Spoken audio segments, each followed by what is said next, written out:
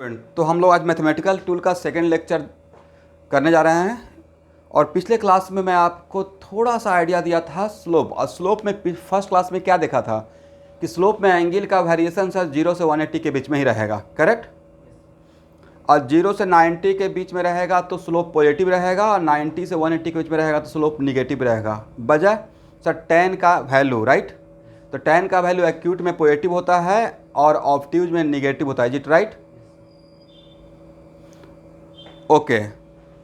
तो यहाँ पे एक हम लोग ग्राफ देखते हैं, ध्यान से देखिएगा।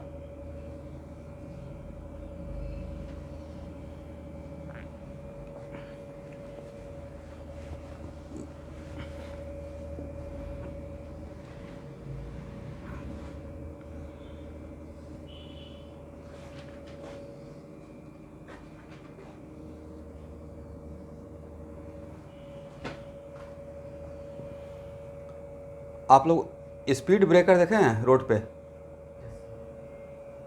ओके। तो कुछ स्पीड ब्रेकर बहुत शार्प होता है, नहीं वहाँ पे कितना भी स्लो गाड़ी करता है तो लेकिन गाड़ी जंप कर जाता है, राइट। और कुछ स्पीड ब्रेकर बहुत स्मूथ होता है, करेक्ट ना? ओके।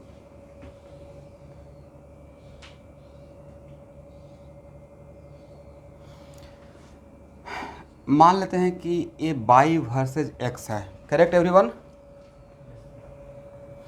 और ये भी मैं कोई एक ग्राफ ड्रॉ किया y वर्सेज x। आपके सामने दो डायग्राम है, एक है फिगर फर्स्ट और एक है फिगर सेकंड। और इसमें अगर मैं पूछूंगा कि मुझे इस ग्राफ में वर्टेक्स बताइए, तो वर्टेक्स किसको बोलेंगे? जैसे ऐसे ही पूछ दिया वर्टेक्स, तो आप वेव में देखते हैं ना, trough and crest, trough and crest wave. कोई वेव ऐसे वेव है तो ट्रफ एंड क्रेस्ट, उसी को हम लोग वर्टेक्स बोलते हैं वेव का, राइट। वैसे ही इस ग्राफ का वर्टेक्स कहाँ पे है? तो सर वर्टेक्स यहाँ पे रहेगा, देखिए तो सही है, यहाँ पे है, यहाँ पे है, ओके एवरीवन, यहाँ पे है, यहाँ पे है, करेक्ट। अभी जानिए कि बस वर्टेक्स है, क्या है क्यों है बाद में देखेंगे। लेकिन ये जो जहाँ पे वर्टेक्स है वहाँ पे क्या शार्प कॉर्नर बना है या स्मूथ वर्टेक्स है?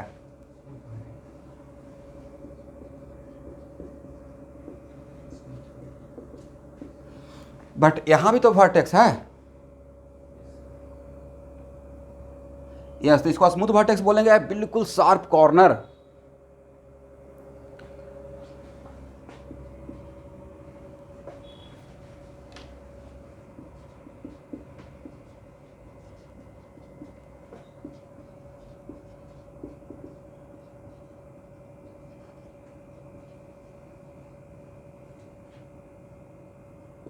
चलिए, करेक्ट।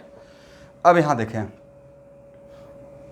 तो अगर अब मैं आपसे पूछूंगा कि इस वर्टेक्स पे, ये है vertex A, vertex B, vertex C and vertex D and vertex E, all vertex पे अगर आपसे स्लोप पूछा जाएगा, स्लोप एट वर्टेक्स, तो मैंने दो पॉइंट के बीच का स्लोप पूछा या सिंगल पॉइंट का? और किसी एक पॉइंट के स्लोप का अगर बात करूंगा तो वो स्लोप को बोलते हैं इंस्टेंटेनियस स्लोप, राइट। बोलिए सब लोग, क्या बोलते हैं? Instantaneous slope, yes. तो इंस्टेंटेनियस स्लोप पे यहाँ देखिएगा, यहाँ पे अगर स्लोप पूछेंगे तो क्या कीजिएगा सर? आपने बताया था टेंजेंट, करेक्ट। यहाँ पे अगर स्लोप पूछेंगे तो सर टेंजेंट ड्रॉ करेंगे। यहाँ पे स्लोप पूछेंगे everyone, sir we have to draw a tangent. यहाँ पे स्लोप ड्रॉ करेंगे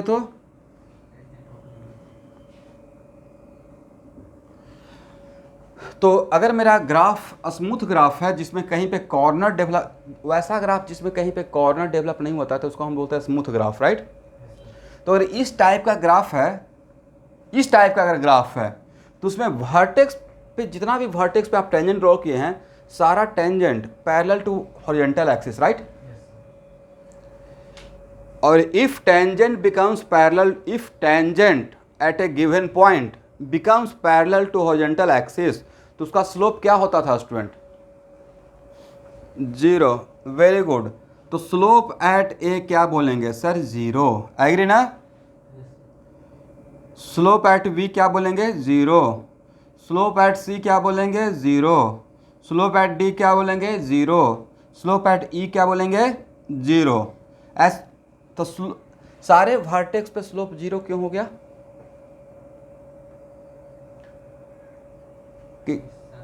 yes, because tangent becomes parallel to horizontal axis, और उस वजह से एंगल या तो जीरो लेंगे नहीं तो 180 ले लेंगे, राइट?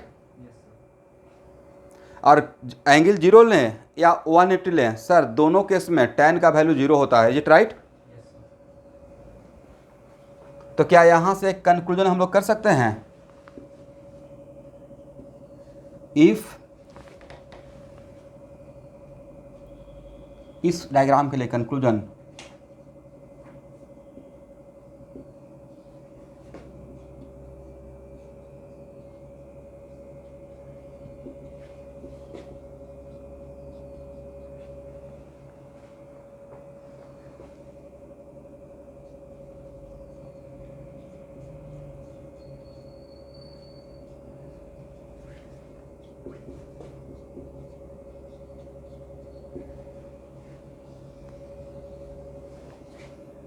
रीजन देने का रिक्वायरमेंट है या रीजन आप लोग खुद से लिख सकते हैं?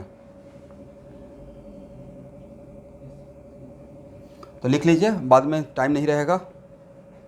रीजन क्या लिखेंगे? यस, एट ऐसे लिखना है reason, at tangent at vertex tangent becomes parallel to horizontal axis, and if any tangent becomes parallel to horizontal axis then its slope must be zero, right?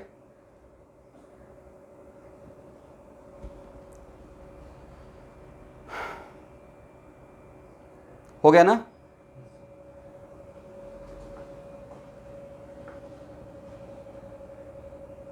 ठीक है।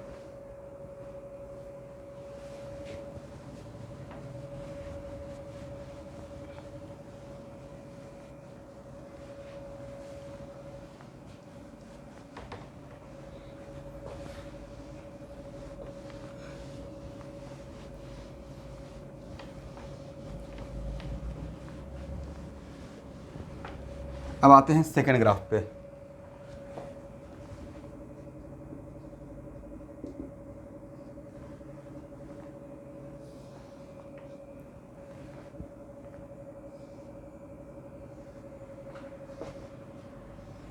Something like this. यहाँ देखिए, इस point पे corner पे, तो यहाँ पे बाद में प्रूफ कर देंगे कि मैं ऐसा क्यों बोल रहा हूँ, ठीक है? लेकिन अभी के लिए जहाँ पे भी अगर शार्प कॉर्नर रहेगा, जिस वर्टेक्स पे शार्प कॉर्नर रहेगा, शार्प मतलब बिल्कुल sharp, not a smooth, right, just like this, तो वहाँ पे स्लोप डिफाइंड नहीं होगा। Slope is not defined. ऐसा नॉट लाइक दैट कि टेंजेंट ड्रॉ कर देंगे, करेक्ट? यहाँ पे टेंजेंट डिफाइंड, इससे पहले यहाँ पे टेंजेंट डिफाइंड रहेगा, बट यहाँ पे शार्प कॉर्नर पे टेंजेंट डिफाइंड नहीं होता है, राइट? तो क्या लिखना है? अगर कोई इस पॉइंट ए पे, कोई पॉइंट बी पे और कोई पॉइंट सी पे अगर स्लोप पूछेगा, slope at A, slope at B, slope at C, तो क्या बोलना है? मतलब हम लोग नहीं बता सकते हैं, राइट? लिखिए conclusion, slope eight sharp corner, slope eight sharp corner is not defined. Slope at sharp corner is not defined. Slope at sharp corner is not defined. ठीक है ना? Oh, is not defined, correct? बाद में आगे के class में इसी chapter में प्रूफ कर दूंगा कि मैं ऐसा क्यों बोल रहा हूँ, ठीक है ना? बस अभी के लिए जानिए, आज के बाद पूरे 2 साल तक के लिए, कि कोई भी अगर ग्राफ ड्रॉ होता है और उस ग्राफ में जहाँ पे शार्प कॉर्नर रहेगा वहाँ पे स्लोप अगर कोई पूछेगा तो बोलना है स्लोप डिफाइंड नहीं होगा, इज इट राइट? उससे पहले उससे बाद में डिफाइन होगा, बट वहाँ पे डिफाइंड नहीं हो पाएगा, मतलब वहाँ पे आप नहीं बता सकते हैं।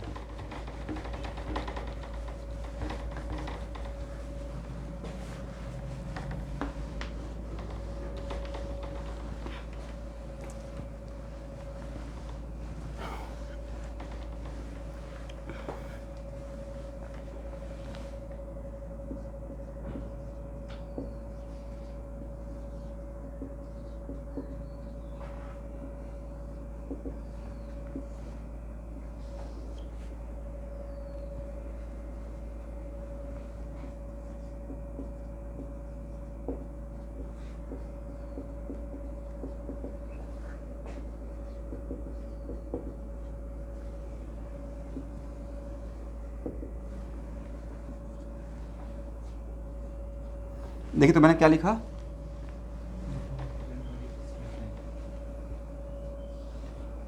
तो जैसे मेरा इस टाइप का कोई कर्व है वैसे ही तो स्ट्रेट लाइन भी एक कर्व है, राइट? ठीक है ना?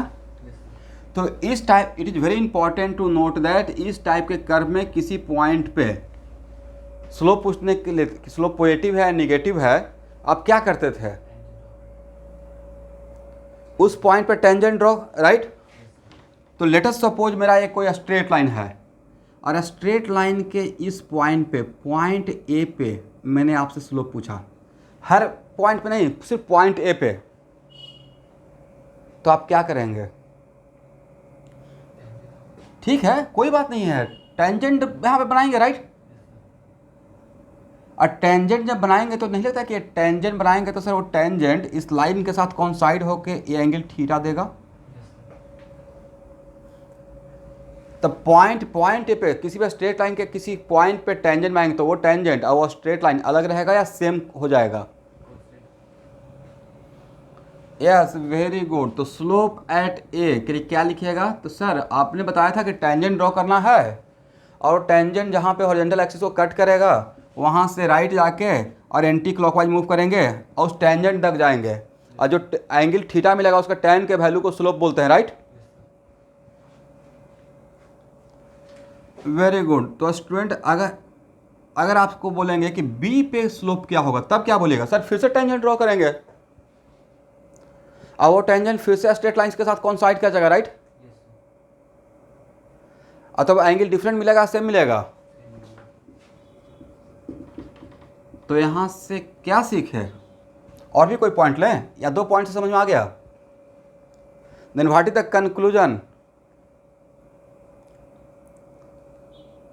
Yes, conclusion is that slope at all point of a given straight line, अब स्ट्रेट लाइन चेंज नहीं करेंगे, दूसरा स्ट्रेट लाइन के लिए अलग स्लोप रहेगा, बट इस स्ट्रेट लाइन के लिए for a given straight line, अगर ये स्ट्रेट लाइन गिवन है तो स्ट्रेट लाइन का ईच एंड एवरी पॉइंट पे स्लोप सेम होता है, राइट? लिखिए नीचे कंक्लूजन में लिखिए तो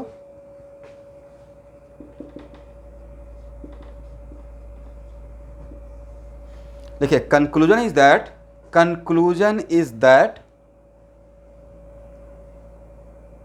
slope at all point of a given straight line, slope at all points of a given straight line, given को अंडरलाइन कर देना है, must be same. Correct everyone?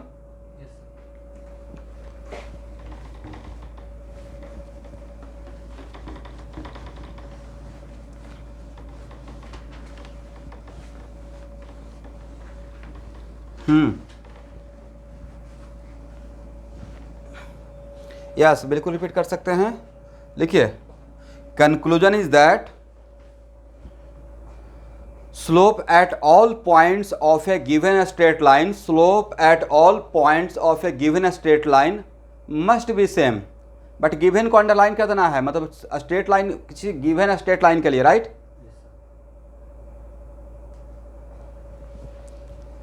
For example यहां देखिए,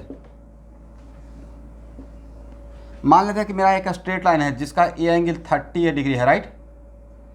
और पॉइंट ए और पॉइंट बी पे अगर स्लोप पूछेंगे तो पॉइंट ए का स्लोप क्या बोलिएगा? Sir tan 30।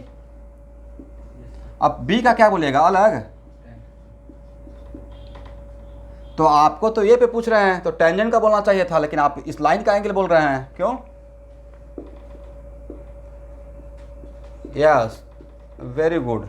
बट एक और स्ट्रेट लाइन बनाए जिसका एंगल 60 है, ये एंगल 60 दिया हुआ है, तो क्या ये स्ट्रेट लाइन और ये straight line same straight line है या डिफरेंट है? Yes, this is the reason कि मैं ऐसा नहीं कि मुझे थोड़ा डर इस बात का लगता है कि मैं सोचता हूँ बोल कुछ और रहा हूँ और बच्चे कुछ इंटरप्रेट कुछ और कर लेंगे। इस दिए हुए स्ट्रेट लाइन के लिए ऑब्वियसली स्ट्रेट लाइन चेंज करेंगे तो फिर हर पॉइंट का सेम तो रहेगा, लेकिन वो अलग वैल्यू रहेगा, राइट?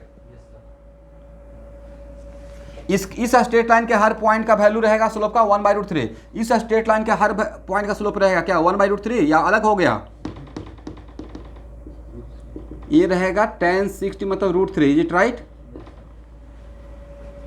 इसलिए वहां पे बोला गया था गिवन स्ट्रेट लाइन।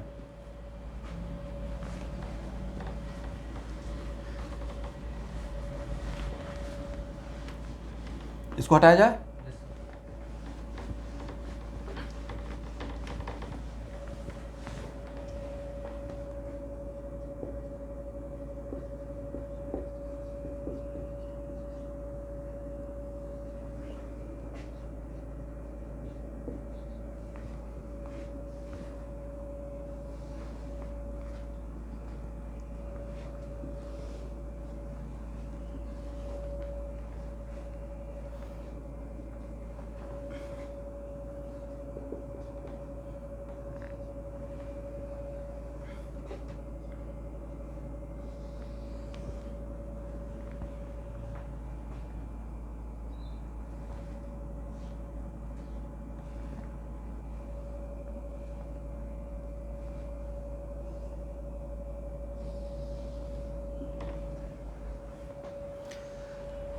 चलिए आज के बाद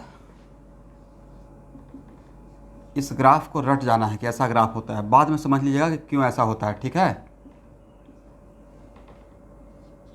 जैसे कैसे साइन और कॉस का ग्राफ सिखाए थे ना वेक्टर में थोड़ा सा, तो आज एक नया ग्राफ लेकर आ रहे हैं जिसका नाम है theta versus tan theta, right?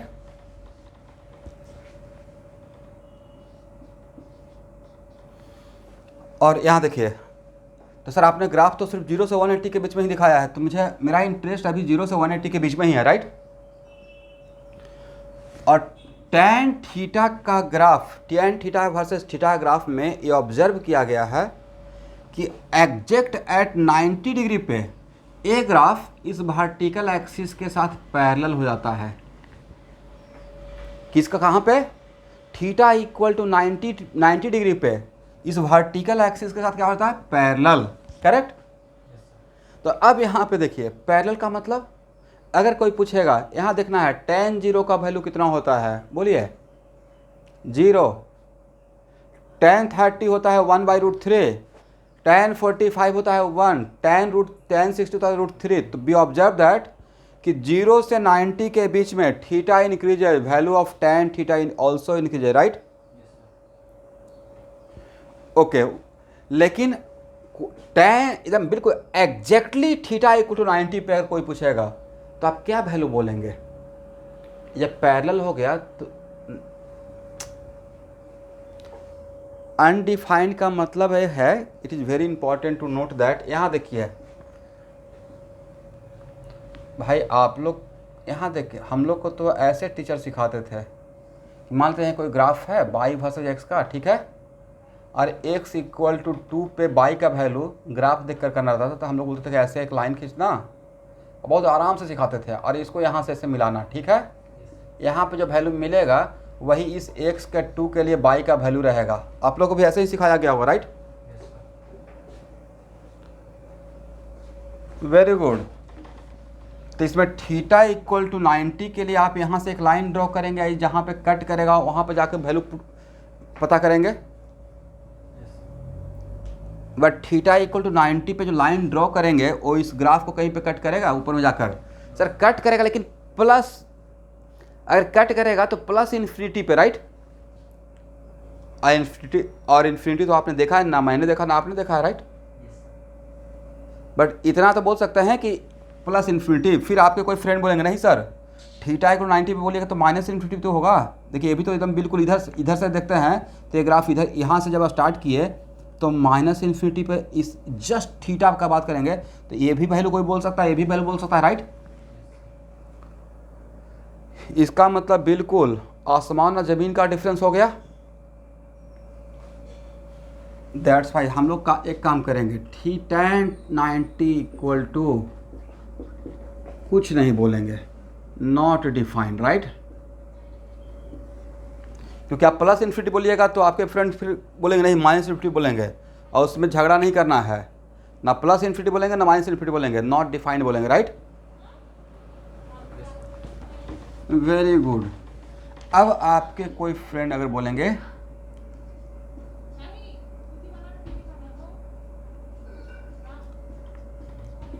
कहाँ तक जाना है, जहाँ तक मर्जी, 89.999, इसको बोलते हैं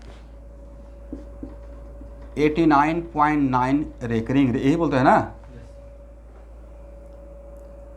इसका मतलब 89.99999 जहाँ तक जा रहे हैं उसका वैल्यू सर ऑलमोस्ट 90, लेकिन 90 से ऑलमोस्ट 90, लेकिन 90 से थोड़ा कम। अब तो पता करना पड़ेगा, पता नहीं है तो काम थोड़े चलेगा उधर से।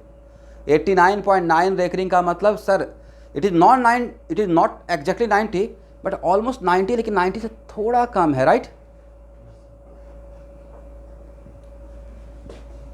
और कोई ऐसे बोलेगा 90.0000000000001, मतलब सर ऑलमोस्ट 90 लेकिन 90 से थोड़ा ज़्यादा, राइट। तो इसको लिखने का तरीका होता है 89.9 रेकरिंग को हम लोग ऐसे लिखते हैं इक्विवेलेंटली 90 डिग्री माइनस, मतलब 90 में से कुछ माइनस कर रहे हैं लेकिन ऑलमोस्ट ना के बराबर माइनस कर रहे हैं, राइट। टेक्निकली ऐसा लिखा जाता है आगे के क्लास में, ठीक है। और इसको लिखने का तरीका होता है कि सर 90 डिग्री में कुछ प्लस कर रहे हैं, लेकिन जो प्लस कर रहे हैं इतना छोटा है कि उसको लिखने का रिक्वायरमेंट नहीं है, बट वो थोड़ा बड़ा है 90 से, एग्जैक्ट 90 नहीं है, राइट। यस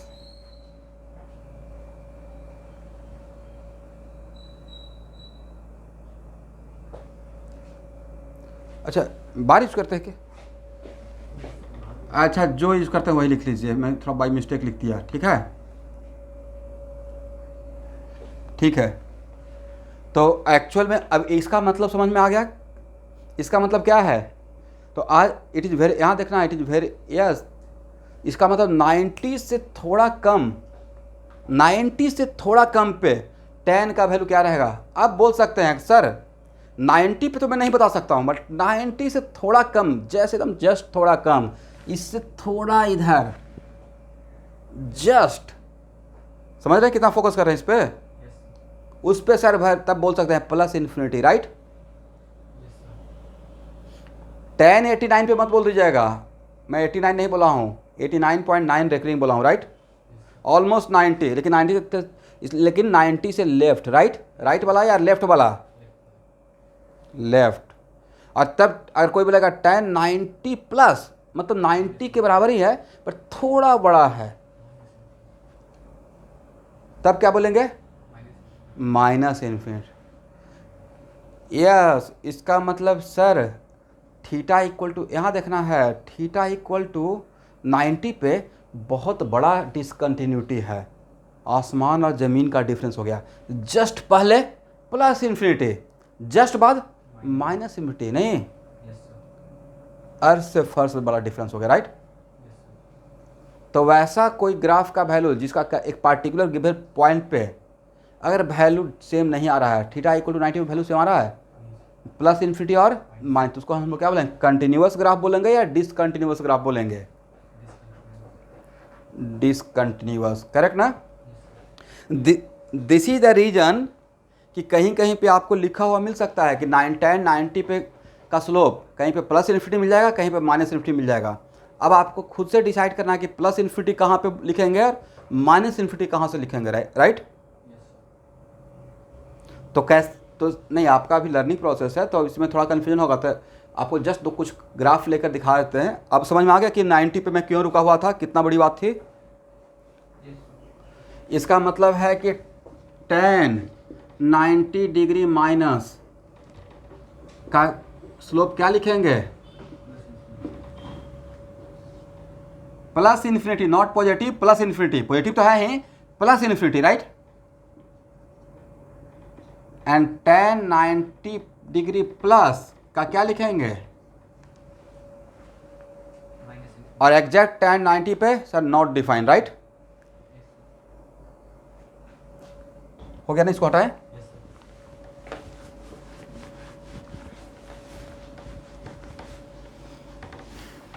आपका मुरली सर का जो मैथमेटिकल टूल क्लास चल रहा था उसमें क्या इंटीग्रेशन सर ने पढ़ाया है? उनका कुछ और क्लास बाकी है या ओवर? ऐसे में सर, हाँ सर, एक, यस, तो एक दो क्लास और लगाकर बाइंड अप करूंगा सर का क्लास, क्योंकि अब मैं तो मैथमेटिकल टूल पढ़ाना स्टार्ट ही कर दिया, राइट? चलिए,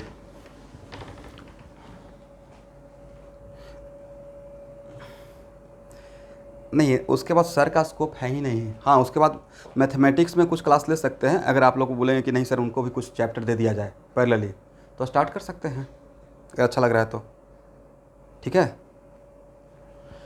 बट मैं नहीं चाहता हूँ कि आप लोग अभी ओवर बर्डन हूँ। ऐसे सर 12th क्लास में दोनों सर मिलकर क्लास ले रहे हैं मैथ का, ठीक है।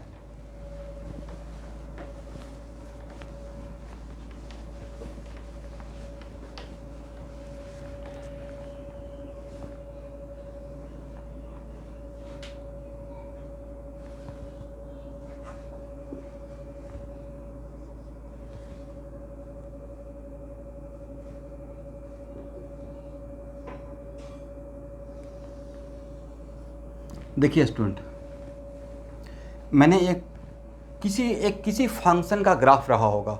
अभी मेरा लुकआउट ये नहीं है कि किसका ग्राफ है, बाद में देखेंगे। मान लेते हैं ऐसा मैंने एक ग्राफ दिया, okay everyone,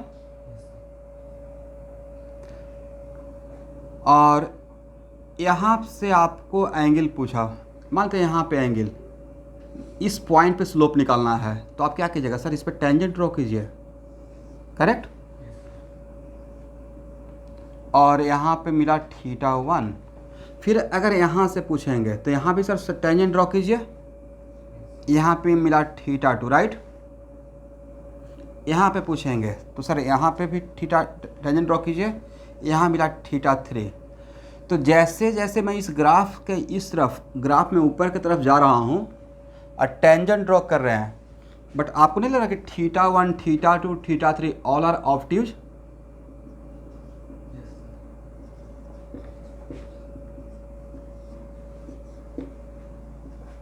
all are obtuse.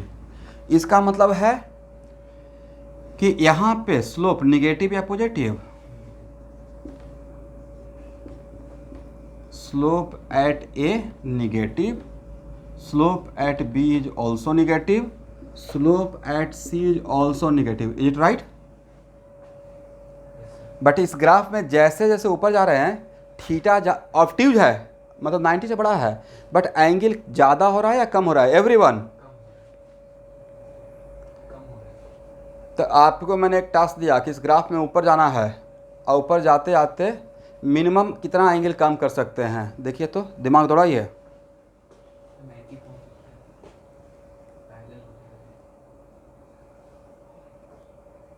मैंने एंगल बोला भाई, जो बोलते हैं उसी का आंसर दीजिए, मजाक नहीं है। मजाक का जब टाइम चला गया, और 10th क्लास में थोड़ा मजाक करते तो अच्छा लगता। अभी आप 90 डिग्री पे आप में से कौन पहुंच गए? मैं तो नहीं पहुंच पाऊंगा, क्योंकि वो ग्राफ मेरा वर्टिकल एक्सिस के पैरेलल है। आप लोग पहुंच गए?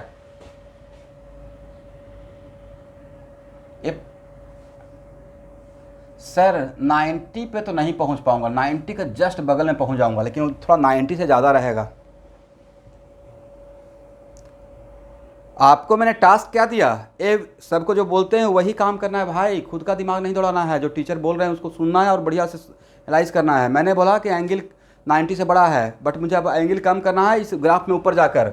कम करते करते एग्जैक्ट 90 पे पहुंच पाएंगे? मैं नहीं पहुंच पाऊंगा, क्योंकि एग्जैक्ट 90 पहुंचने के लिए मुझे अब इन्फिनिटी पे जाना पड़ेगा। आप इन्फिनिटी देखे हैं?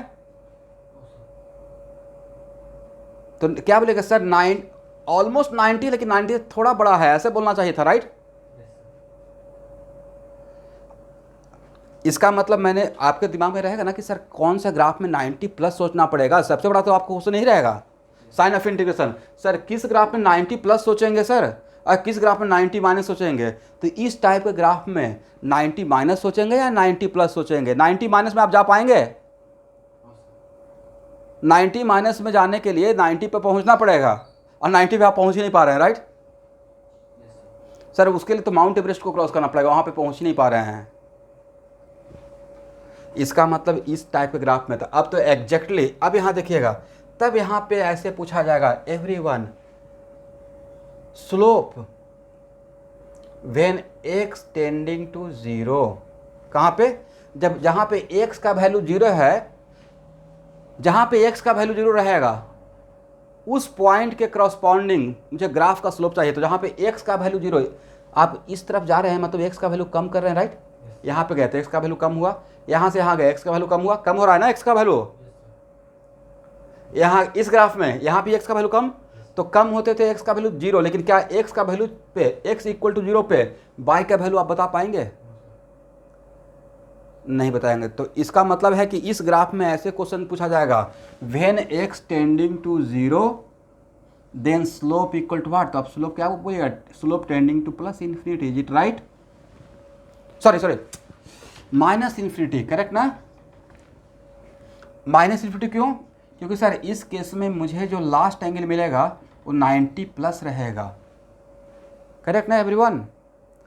एग्जैक्ट 90 नहीं रहेगा बट ऑलमोस्ट 90 के बराबर तो पहुंच जाएगा, बट उससे थोड़ा ज़्यादा रहेगा, समथिंग लाइक 90.00001, राइट? तो अब आप लोग डैम श्योर बोल पाएंगे कि सर मुझे कहाँ पे माइनस इन्फिनिटी बोलना है स्लोप के लिए और कहाँ पे प्लस इन्फिनिटी बोलना है, इज इट राइट? चलिए, और इसी ग्राफ में यहाँ देखिएगा, जैसे जैसे मैं बोलूँगा कि इस ग्राफ में आप नीचे की तरफ आपको आके स्लोप का देखना, एंगल देखना है, तो आप जैसे से नीचे आ रहे हैं एंगल छोटा हो रहा है या बड़ा हो रहा है? यस, क्योंकि आप लोग को, बहुत लोग को डाउट ये भी था कि सर कहाँ पे tan 0 भी 0 और tan 180 भी 0, तो सर कहाँ पे 0 ले कहाँ पे 180 ले, बड़ा समस्या हो गया, राइट? तो उस समस्या का समाधान यहाँ पे दिख रहा है, जैसे से नीचे आ रहे हैं वैसे से एंगल बड़ा हो रहा है, θ3 से बड़ा θ2 है, θ2 से बड़ा θ1 है, और यहाँ पे करेंगे सर और बड़ा हो जाएगा, राइट? और लास्ट होते होते एक ग्राफ का नेचर दिखाया हूँ, इसमें ये ग्राफ आगे चलकर हॉरिजॉन्टल एक्सिस के पैरेलल हो गया है, ठीक है? तो आगे जाते थे आपको नहीं लगता कि एंगल 180 हो जाएगा? वेरी गुड सर, यहाँ पे इस ग्राफ को देखकर तो मुझे ये लग रहा है कि इस ग्राफ में स्लोप का एंगल का वेरिएशन 90 से 180 के बीच में है, राइट? इस ग्राफ में स्लोप का वेरिएशन, तो अब समझ में आ गया कि 0 कहाँ पकड़ना है और 90 कहाँ पर, 180 कहाँ पकड़ना है? ये मैं नहीं बोलूँगा, आप ही बता देंगे कि सर इसमें तो 180 आएगा, आगे जाते हुए कितना आएगा? 180 आएगा, राइट? अब बोलते ही नहीं हैं। किसी को डाउट है कि नीचे आते आते एंगल 180 होगा या नहीं होगा? मैं तो डैम श्योर हूँ कि 180 हो जाएगा, राइट? इसका मतलब है कि इसमें थीटा का वेरिएशन 90 से 180 के बीच में है, राइट? और थीटा का वेरिएशन जिस ग्राफ में आपको खुद ही डिसाइड कर लिया कि ऑलवेज ऑब्टिव ही रहने वाला है, तो स्लोप तो ऑलवेज निगेटिव ही रहेगा, राइट? बट कहाँ पे मैग्नीट्यूड ऑफ स्लोप सबसे ज़्यादा रहेगा? मैग्नीट्यूड जब बोलते हैं तो मॉडुलस लगा के सोचना है, what is the problem? Magnitude of slope सबसे ज़्यादा कहाँ रहेगा? यहाँ पे रहेगा। अब मैग्नीट्यूड ऑफ स्लोप सबसे कम कहाँ रहेगा? आगे जाकर, राइट? -2 बड़ा या -6 बड़ा? तो इसी बात को अगर मैं बोलता कि कहाँ पे स्लोप ज़्यादा, तब क्या बोलते?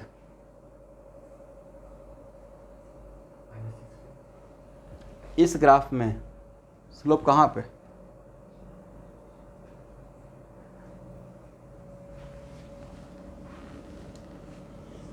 इसको हटा रहा हूँ। इस ग्राफ में स्लोप कहाँ पे ज़्यादा?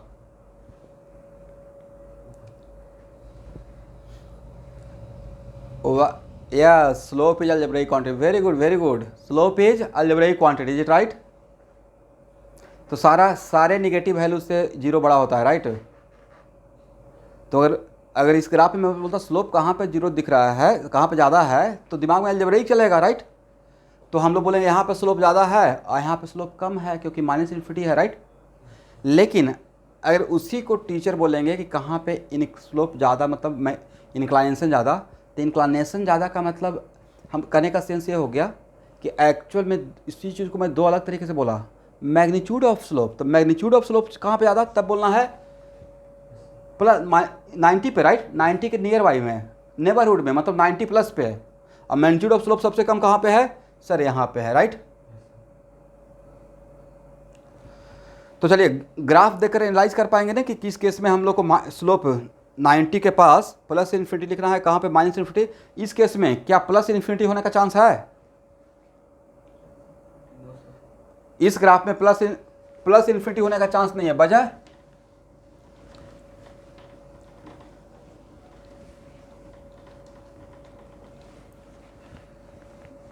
ओके। अब एक और ग्राफ लेते हैं आपको समझाने के लिए, ठीक है? यस, हाँ,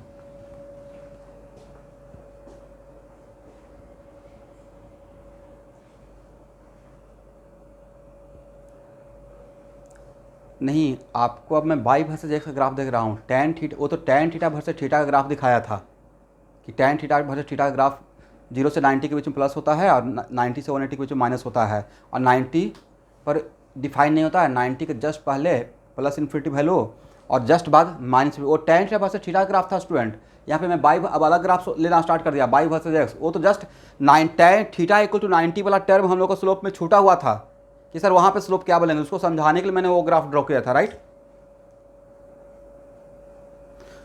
अब यहाँ पे मेरा जो ग्राफ है वो टैन थीटा वर्सेस थीटा है या बाई वर्सेस एक्स का बात कर रहा हूँ?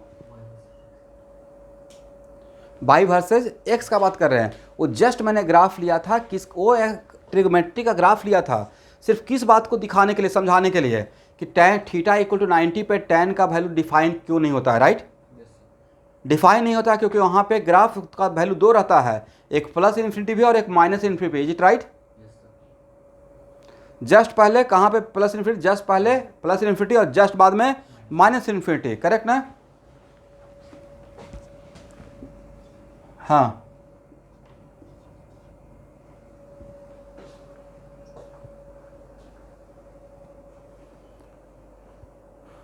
मैग्नीट्यूड ऑफ स्लोप इंक्लिनेशन को समझा रहा है। बट देखिए ये सब चीज़ को अभी आपको बहुत कुछ समझना पड़ेगा। ये सर जस्ट सेकेंड क्लास है और ये पूरे फिजिक्स में मैं इतना बार स्लोप के बारे में बात करूँगा कि आपको फिजिक्स और केमिस्ट्री में भी स्लोप आएगा, ठीक है? क्योंकि केमिस्ट्री में भी ग्राफ आएगा, जहाँ भी ग्राफ आएगा वहाँ पर स्लोप पक्का आएगा ही आएगा, इज इट राइट? चलिए अब मैंने एक ग्राफ ड्रॉ किया और बोला कि देखिए इस ग्राफ का नेचर ऐसा है कि एक्स का वैल्यू बढ़ रहा है तो वाई का वैल्यू भी बढ़ रहा है और इस तरीके से बढ़ रहा है, राइट। और मैं पहले ही बता दिया कि ये ग्राफ का नेचर है कि आगे जाकर ये बिल्कुल इस एक्सिस के पैरेलल हो जाएगा। किसके एक्सिस का? वाई एक्सिस का। ये मैंने पहले ही आपको इन्फॉर्मेशन दे दिया कि नेचर ऑफ दिस, ये मुझे पता है कि नेचर, मैंने बता दिया सर, ये नहीं बोला सर आपको कैसे पता है, मैंने आपको दे दिया कि अगर ऐसा होता है तो कैसा होगा। तो मैंने बोला कि graph of this curve becomes parallel to Y axis, लेकिन पैरेलल टू वाई एक्सिस होने के लिए क्या होना चाहिए? यहाँ पे एक्स का वैल्यू इन्फिनिटी, कहाँ पे रहेगा मुझे नहीं पता है, लेकिन ये पता है कि आगे चलकर इसका नेचर जो दिख रहा है वो किसके पैरेलल होगा? अब कोई सोचेगा सर ऐसा भी तो हो सकता है कि मुड़कर वापस ऐसे जाएगा, राइट। हो सकता है कि सर ऐसा नेचर दिख रहा है कि ऐसे घूम रहा है, घूम कर शायद ऐसे आ जाएगा, तो हो सकता है ना माइंड में एक बात। आप लोग थोड़ा बहुत फंक्शन पढ़े हैं 11th 10th 9th 10th में? नहीं पढ़े हैं, कोई बात नहीं। यहाँ देखिए एक्स का वैल्यू x1, यहाँ पे एक वैल्यू यहाँ पे x का वैल्यू x1 के लिए y का वैल्यू कितना मिल रहा है? आप लाइन ड्रॉ कीजिएगा, राइट। तो x का एक वैल्यू के लिए y का दो वैल्यू मिल रहा है। तो आज के बाद अगर x का वन वैल्यू के लिए y का दो वैल्यू मिलता है तो हम लोग बोलते हैं वो फंक्शन नहीं हो सकता है, फंक्शन का क्वालिटी नहीं है, इज इट राइट? इसको मुझे अभी तक याद है, आज से 25 ईयर्स के पहले का बात, किसको टीचर लोग बहुत बढ़िया से समझाते थे, बाई एक्स, राइट, ऐसे समझाते रहते थे। और मान लेते हैं कि यहाँ पे 2 3 4, राइट।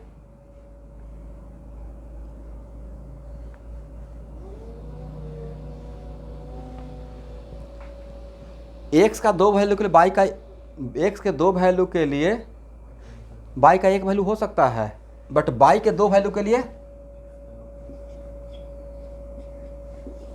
एक्स का एक वैल्यू लाइक 6 ये नहीं हो सकता है, समझ गए।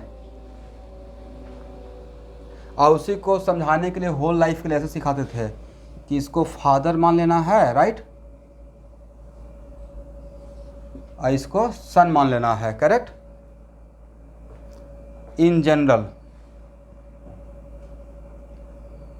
और mister A, mister B, mister C, right, तो मिस्टर ए और मिस्टर बी का सेम फादर हो सकते हैं, राइट, बट दो फादर का एक सन नहीं हो सकता है, इट राइट, ये natural generally is possible, yes, in general यही बात है ना। बाकी इसमें इफ एंड बट करने के नहीं, अब सर इसमें तो हम लोग इतना एडवांस हो गए हैं, डीएनए आ रहे हैं, ऑल दिस पूरा साइंस यहाँ पे ले आइएगा, मतलब इन जनरल समझाने का एक तरीका है जो हम लोग आज से 30 ईयर्स पहले लोग समझा देते थे, उस टाइम से रटा हुआ है। तो मतलब कि अब आपको इस कन्फ्यूजन से बाहर निकाल दिया कि ये नहीं सोचना है कि ये मुड़कर वापस आएगा, मुड़कर वापस आएगा तो एक्स के एक वैल्यू के बाई के दो वैल्यू मिल जाएगा, राइट। ऐसा फंक्शन में हम लोग, जो फंक्शन हम लोग को सिलेबस में है उसमें डिफाइंड नहीं है, उसको अगर ऐसा रहेगा तो उसको हम लोग फंक्शन नहीं बोलेंगे, करेक्ट ना। एनीवे, तो अगर ग्राफ का नेचर ऐसा है, मैं बोला कि वाई वर्सेस एक्स का फंक्शन है, ये वाई वर्सेस एक्स का ग्राफ है, तो वाई वर्सेस एक्स जैसे ही बोल दिया कि ये फंक्शन का ग्राफ है, मतलब इसका नेचर मैक्सिमम क्या हो सकता है, जाकर आगे बढ़ के ऐसे हो सकता है, पैरेलल, राइट। अब आपको मैंने एक टास्क दिया कि ए पे बी पे, आपको बोला कि इस ग्राफ में ऊपर जाते रहना है, कहाँ जाना है, ऊपर, यस। और देखिए तो एंगल यहाँ पे θ1 है, यहाँ पे θ2 है, यहाँ पे θ3 है, तो जैसे जैसे ऊपर जा रहे हैं एंगल कम हो रहा है, ज़्यादा हो रहा है, कम हो रहा है, मुझे तो लग रहा है ज़्यादा हो रहा है, is it right. θ3 greater than θ2 greater than θ1, is it right. अब आपको टास्क दिया कि लेकिन जो भी है एक्यूट एंगल है, राइट, जो भी है वो क्या है, θ1 θ2 θ3 all these are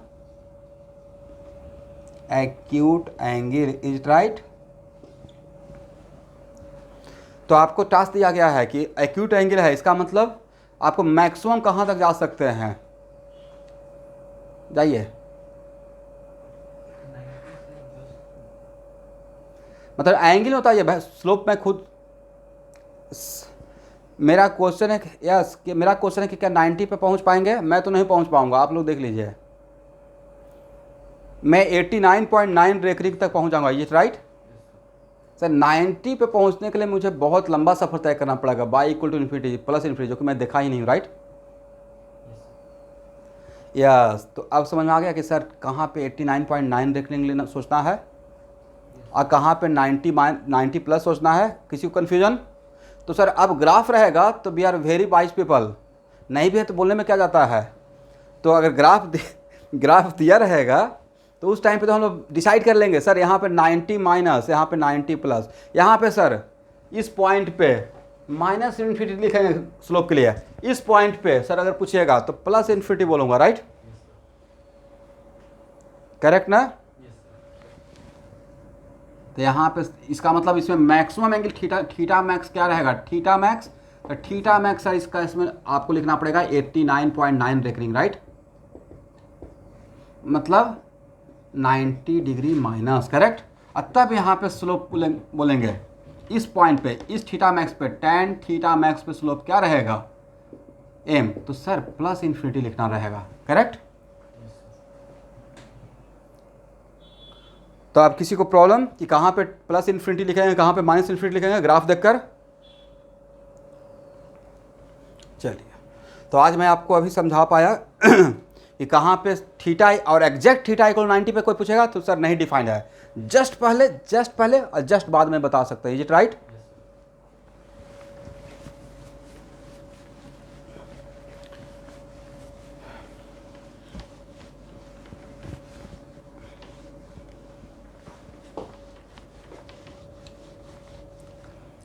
आपके सबके पेरेंट्स व्हाट्सएप यूज करते हैं?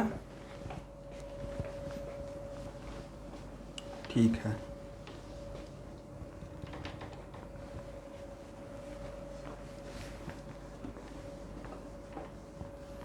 क्लास होता है तो थोड़ा केयर करते हैं कि क्लास आप कर रहे हो नहीं कर रहे हो।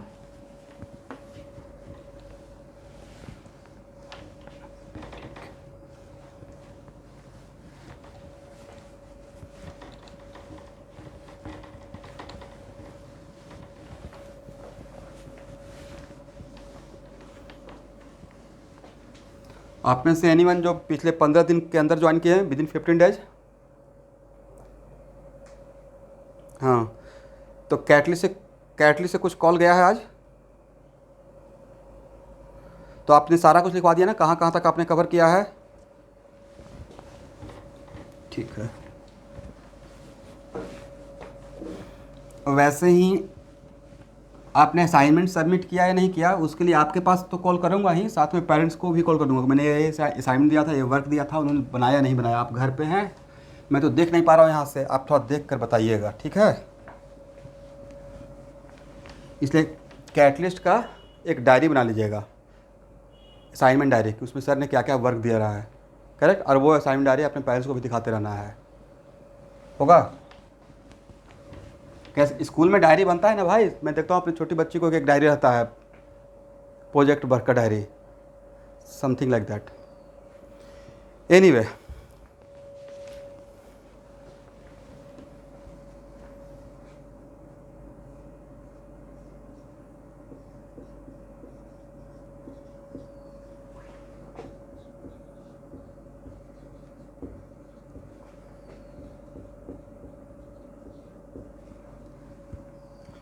देखिए तो मैंने क्या लिखा,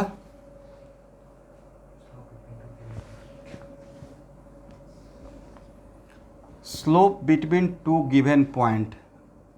स्लोप बिटवीन, मैंने 2 पॉइंट दिया एवरीवन। एक पॉइंट है, ए पॉइंट है 2 और इसका कोऑर्डिनेट है x2/2, इज इट राइट? और एक पॉइंट दिया 1 और इसका कोऑर्डिनेट है x1/1। ये मेरा पॉइंट 1 है और ये मेरा पॉइंट 2 है। अब मैं क्या हेडिंग क्या बनाया हूँ, slope at a given point या slope between two given point? तो slope between two given point और स्लोप 1 का पॉइंट है, स्लोप 2 का पॉइंट है, या दोनों के बीच का पॉइंट है? दोनों के बीच। एक मिनट हाँ मैं हाँ मत बोले मुझे बोले तो दीजिए, मैंने गलत थोड़ा बोला। Okay, slope between two given point, और स्लोप 1 का, पॉइंट 1 का स्लोप है या पॉइंट 2 का स्लोप है? सर ये ना ही 1 का है, यस, ये दोनों में से किसी का नहीं, ये दोनों के बीच का स्लोप है, राइट? और इसको हम लोग बोलेंगे एवरेज स्लोप। जो किसी एक सिंगल पॉइंट का रहेगा, किसी खास पॉइंट का, उसका नाम दिए थे क्या? Instantaneous slope. तो 2 पॉइंट के बीच का स्लोप को आज के बाद क्या बोलेंगे? फिजिक्स में बोलेंगे उसको एवरेज स्लोप, राइट? और उसका फार्मूला है y2 माइनस y1 और divided by x2 minus x1, is it right? y2 minus y1 divided by x2 minus x1। तो सर करना क्या रहेगा? कुछ नहीं करना रहेगा। आज के बाद 2 पॉइंट के बीच का स्लोप पूछेंगे तो उन दोनों पॉइंट को मिला देना है, और 2 पॉइंट को मिलाते हैं तो we get a straight line, right? तो आज के बाद किसी भी 2 पॉइंट के बीच का स्लोप निकालने के लिए अगर आपको बोला जाएगा तो क्या करना है? दोनों पॉइंट को एवरीवन ज्वाइन कर देना है, और ज्वाइन करने के बाद लाइन को आगे बढ़ा देना है, राइट? तो ज्वाइन करने से एक लाइन मिलेगा, उसी लाइन को क्या करना है? एक्स्ट्रा प्लॉटेशन, एक्स्ट्रा प्लॉटिंग मतलब थोड़ा आगे बढ़ाना है, राइट? और बढ़ाने के बाद फिर से सर आप तो उसी बात पे आ गए कि ये लाइन जहाँ पे कट करेगा तो राइट जाना है, फिर कहानी सेम हो गया, राइट? इसका tan थीटा का वैल्यू जो मिलेगा उसी को क्या बोलेंगे? एवरेज स्लोप बोल देंगे, राइट? एवरेज स्लोप किसका? 1 का, 2 का, या दोनों के बीच का? दोनों के बीच का, करेक्ट।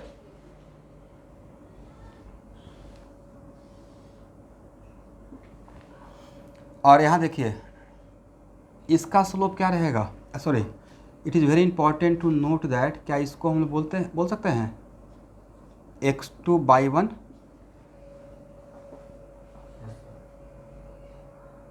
भाई बिल्कुल बोल सकते हैं, व्हाट द प्रॉब्लम। यहाँ देखिए, यस यस, यहाँ पे इस हॉरिजॉन्टल लाइन पे हर पॉइंट पे y का कोऑर्डिनेट तो सेम रहेगा, करेक्ट। और इस वर्टिकल लाइन पे हर जगह पे y का कोऑर्डिनेट, यहाँ सॉरी, इस यस x का कोऑर्डिनेट सेम रहेगा। दैट्स वाई यहाँ पे अगर x का कोऑर्डिनेट x2 है तो यहाँ भी तो x का कोऑर्डिनेट x2 रहेगा। और दो लाइन अगर पैरेलल होता है तो उसका करस्पॉन्डिंग एंगल सेम रहता है, राइट। तो ए अगर थीटा है तो ये भी तो थीटा रहेगा, एवरीवन। Very good. और इस ट्रायंगल में जिसको मैं ऐसे शेडेड कर रहा हूँ, करेक्ट ना, इस ट्रायंगल में आप क्या लिख सकते हैं, tan theta equal to this by this, perpendicular by base. अब परपेंडिकुलर कितना है sir, delta Y, is it right, Y 2 minus Y 1। और ये हॉरिजॉन्टल कितना है, length x2 minus x1, is it right. तो क्या लिख सकते थे, delta Y by delta X, और डेल्टा वाई ही तो बाई 2 माइनस बाई 1 हो गया। तो मैं थोड़ा सा प्रूफ दे दिया क्योंकि आप लोग के माइंड में था कि सर ये फार्मूला कहाँ से आ गया, तो मैं फार्मूला दिखा दिया कि फार्मूला कहाँ से आ गया, राइट। दो लाइन में डेरिवेशन। तो बोलिए आज के बाद दो पॉइंट के बीच का स्लोप के लिए फार्मूला क्या चलेगा, by 2 minus Y 1 divided by x2 minus x1, is it right. Okay,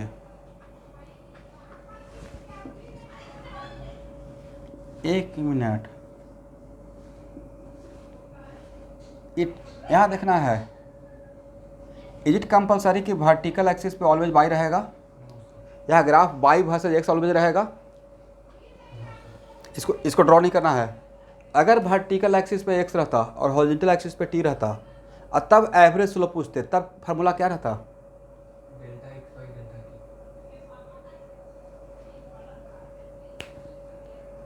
very good sir. यहाँ पे बाई का काम एक्स करने लगेगा और एक्स का काम टी करेगा, राइट। मतलब अब आप बोलना चाह रहे हैं कि delta x by delta T लिखना पड़ेगा, नहीं भाई, इसको ध्यान से देख लीजिएगा। आगे इसी को मैं एवरेज वेलोसिटी का एक्स कंपोनेंट बोल दूंगा, ठीक है। अभी लिखना नहीं है, इसी को आगे चल के क्या बोल देंगे, एवरेज वेलोसिटी का एक्स कंपोनेंट। तो आगे यहाँ पे जो मैथमेटिक्स सिखा रहे हैं इसको मैं फिजिक्स के साथ कोरिलेट करने वाला, जोड़ने वाला हूँ, मर्ज करने वाला हूँ, ठीक है। हो गया, इसको लिख लीजिए, ड्रॉ कर लीजिए फास्ट, ठीक है।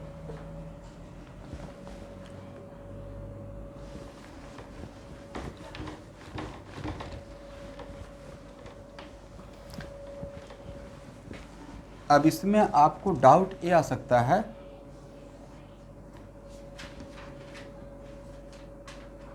कि मान लेते हैं कि यहाँ देखिए एक कोऑर्डिनेट है,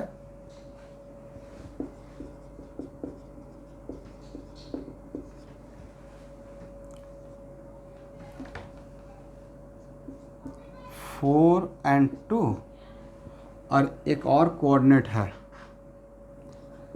6 एंड 4। बस ये दिए आपको, ये मैंने बोला ही नहीं कि कौन सा पॉइंट का नाम पॉइंट 1 है, कौन सा पॉइंट का नाम पॉइंट 2 है। तो और इन दोनों पॉइंट के बीच का स्लोप, तो किसको पॉइंट 1 मानेंगे, किसको पॉइंट 2 मानेंगे।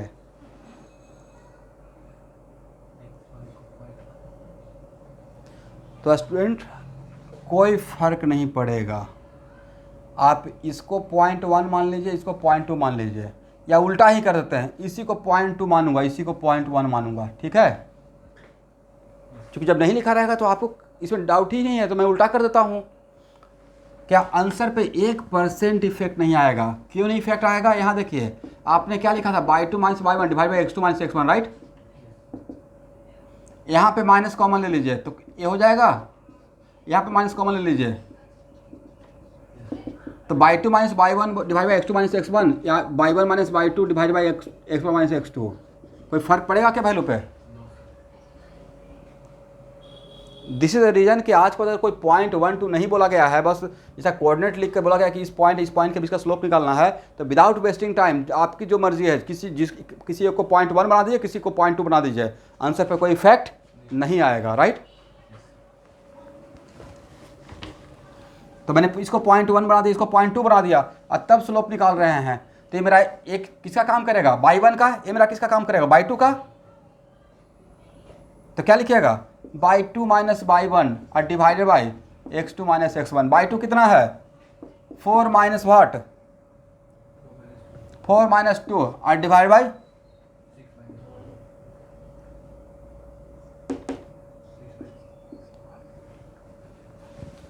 4 माइनस 6 ना, राइट? मैंने इसको, ये मेरा आपका काम करेगा x2 का, ये आपका सॉरी ये काम करेगा x1 का, ये राइट? ये काम करेगा, अगर इसको 1 मान लिए तो बाई 1 का, ये काम करेगा x2 का और ये काम करेगा बाई 2 का, ये राइट? कोई फर्क नहीं पड़ेगा। मैं तो वही तो समझाने की कोशिश कर रहा हूँ कि आपको पजल ना हो, कन्फ्यूजन हो कि किसको 1 किसको 2 माने हैं। तो आप फ्री है आज के बाद मेरी तरफ से, किसी को 1 किसी को 2 मान लीजिए, आंसर पे कोई इफेक्ट नहीं आएगा, करेक्ट? तो 4 minus 2 divide by 4 minus 6, how much?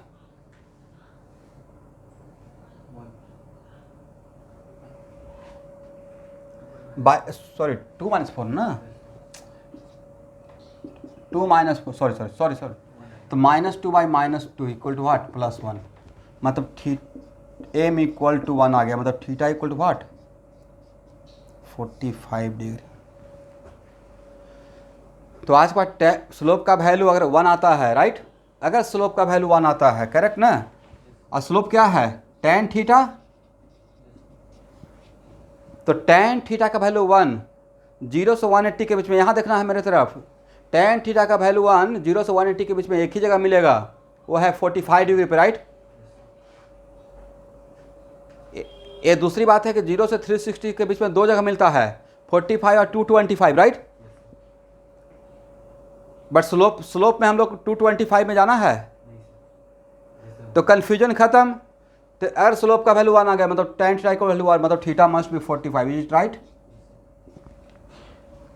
तो आज के बाद अगर मैं पॉइंट 1 पॉइंट 2 ना बना के सिर्फ कोऑर्डिनेट दे दूंगा और स्लोप के लिए पूछेंगे, तो क्या इसमें टाइम वेस्ट करना है क्या कि किसको 1 किसको 2 माने?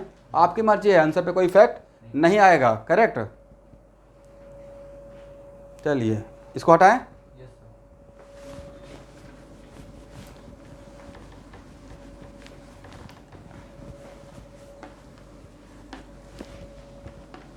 तो 2 पॉइंट के बीच में स्लोप को हम लोग क्या नाम देंगे अपने तरफ से फिजिक्स में? Average slope, right?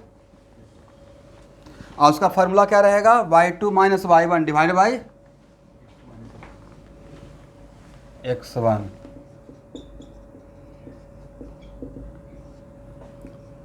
Find the slope between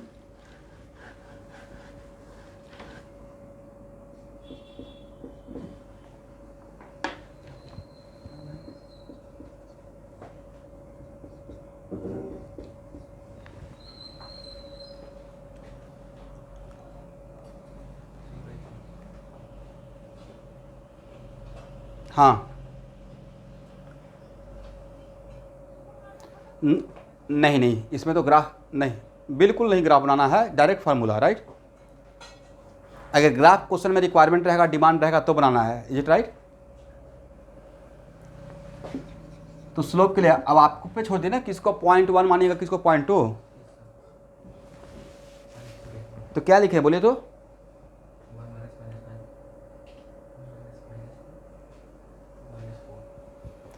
अब कुछ तो बोलिएगा भाई, किसको 1 माने किसको 2 माने? चलिए इसी को 1 मानते इसको 2 मानते, right? Y 2 minus Y 1 divide by x2 minus x1। By 2 का काम कौन करेगा? 4। बाई 1 का काम कौन करेगा? 2, राइट? डिवाइडेड बाई क्या लिखे आगे? -2 2/-3 मतलब -2/3, right. Okay sir, slope negative आ गया, राइट। मतलब tan थीटा का वैल्यू निगेटिव आ गया, मतलब sir theta damn sure obtuse रहेगा, राइट। इन दोनों पॉइंट को मिलाएंगे जो लाइन को आगे बढ़ाएंगे, करेक्ट। अब ग्राफ ड्रॉ करने का रिक्वायरमेंट नहीं है, बस मैं खुद के सेटिस्फेक्शन के लिए इसको पॉइंट को एक बार लोकेट करना चाहता हूँ।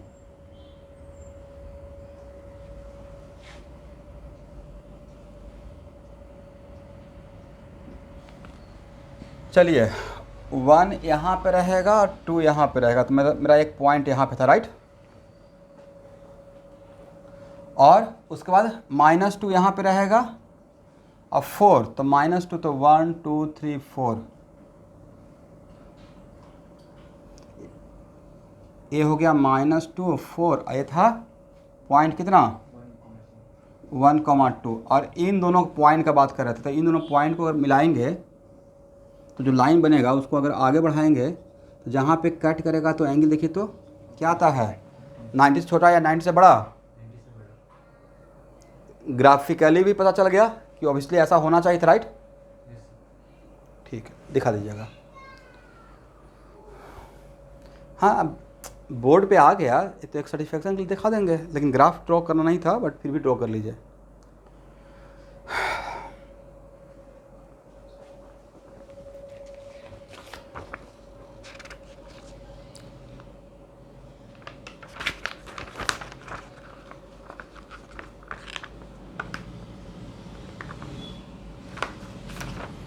हो गया ना।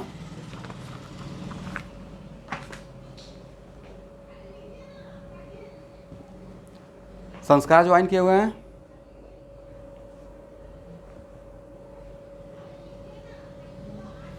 आयुष कुमार,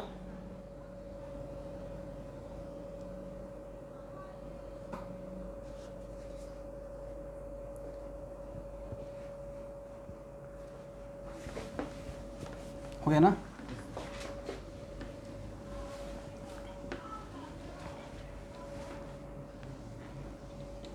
किसको? हाँ, कॉल आफ्टर 8:30 करना है। आपकी क्लास लेने के बाद मेरा रूटीन रहता है, मोटा मोटी मैं आपको एक किसी को भी कॉल करना नहीं, किसी को भी कॉल करना पड़ सकता है, मोस्ट वेलकम है सब लोग कॉल करने के लिए। और अगर मैं नहीं उठा पाया तो मैं कॉल बैक पक्का करूँगा टाइम निकाल कर। थोड़ा लेट हो सकता है तो मेरा मोटा मोटी दिन में 12 बजे से 12 और 1 बजे के बीच में कर सकते हैं। मेरा 12 बजे तक क्लास रहता है सुबह में, तो मोटा मोटी ऑन एन एवरेज 8 बजे से 12 बजे के बीच में।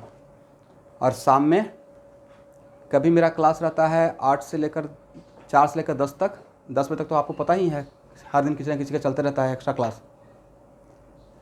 तो बट 8:30 में मोटा मोटी ख़त्म होता है। बट किसी दिन वीक में 4 या 5 दिन मेरा 10:30 तक क्लास है। 4 बजे इन करता हूँ और 10:30 तक कंटिन्यू क्लास रहता है। जैसे आपके बाद मेरा क्लास 12th में फिजिक्स ही है, तो वो क्लास मोटा मोटी 8:30 तक चला गया था। After 8:30 you can call me, okay.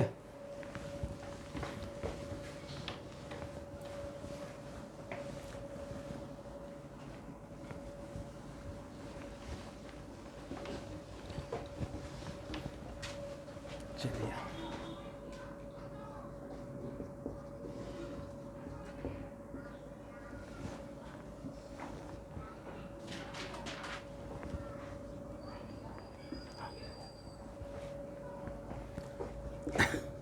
तो tan थीटा इक्वल, हाँ, तो उस केस में tan m इक्वल टू -2/3, तो tan theta equal to -2/3।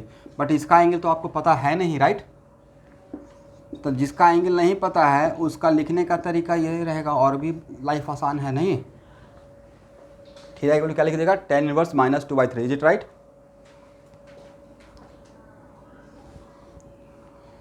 Graph draw कीजिए, हो गया ना।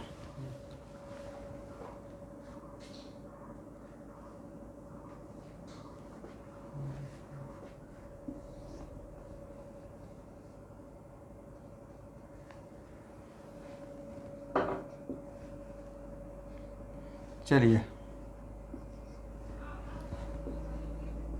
इसका मतलब क्या है, मैं बोला MA मतलब slope at A, is it right. तो MA का मतलब 2 पॉइंट के बीच का स्लोप, या सिर्फ सर पॉइंट A का स्लोप आप पूछ रहे हैं? तो स्लोप एट ए निगेटिव या पॉजिटिव, जरा देखिए तो।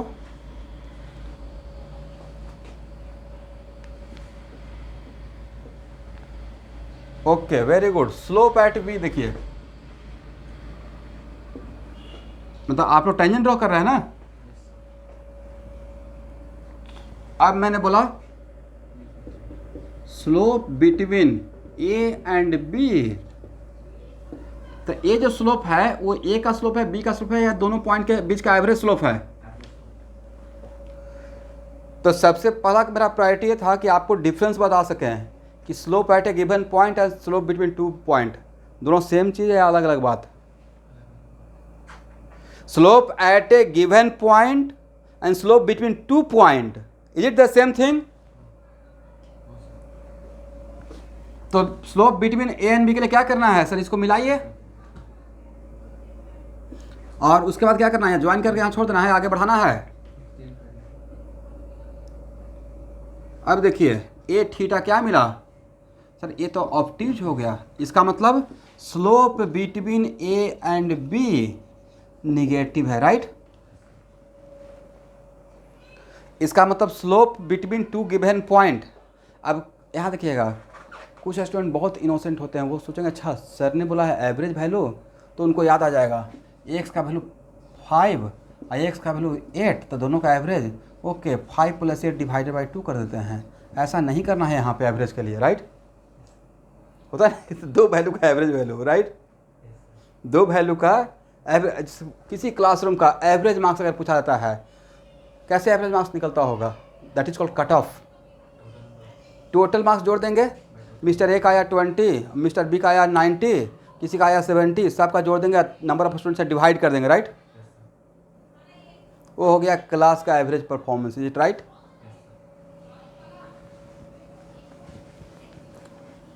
तो यहाँ पे वो कमाल नहीं करना। ऐसा नहीं कि slope between A and B बोल दिया तो आप ऐसा निकाल के सर कहानी ख़त्म कर देंगे, ये नहीं कीजिएगा, ठीक है? तो इसका मतलब यहाँ इस ग्राफ, इस एग्जाम्पल से आपको मैं क्या समझाने की कोशिश कर रहा हूँ कि slope at a given point बिल्कुल इंटायरली डिफरेंट जो है वो इंस्टेंटेनियस स्लोप है, और slope between two given point वो दोनों पॉइंट के बीच का एवरेज स्लोप बोलते हैं उसको, राइट? तो slope between A and B के लिए क्या लिखें? अगर इसका कोऑर्डिनेट एक्स ए है, आई कोऑर्डिनेट एक्स ए और वाई है इस पॉइंट का, और इसका कोऑर्डिनेट है अगर एक्स बी बाई बी, तब स्लोप के लिए वैल्यू निकालने के लिए रहेगा तो कैसे निकालिएगा?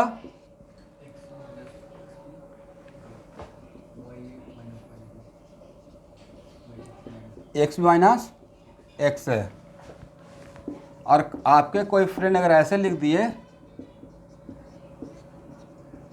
तब तो झगड़ा नहीं करना है, both are equally correct, right? क्योंकि वो आपको बोल देंगे कि मैं, आप में से कोई बोले सर इसको 0.1 बोल देंगे, इसको 0.2, वो बोले नहीं इसको 0.2 बोलेंगे, इसको 0.1। एक ही बात है भाई, किसी को 0.1 बोलो, किसी को 0.2 बोलो, आंसर पे कोई इफेक्ट नहीं आएगा, राइट?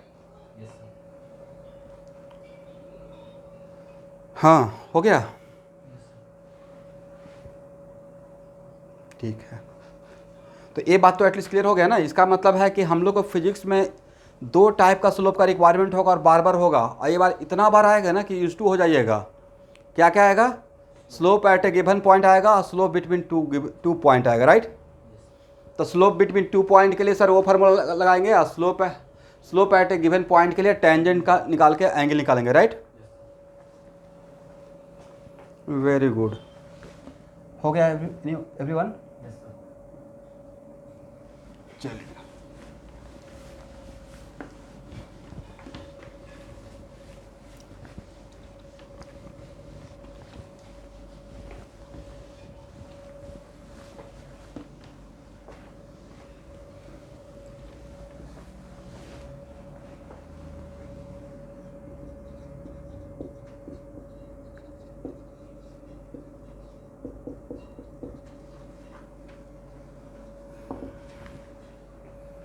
यहाँ देखिए,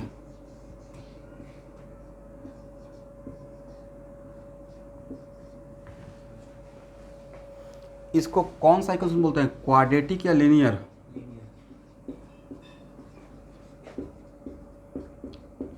लीनियर इक्वेशन, करेक्ट।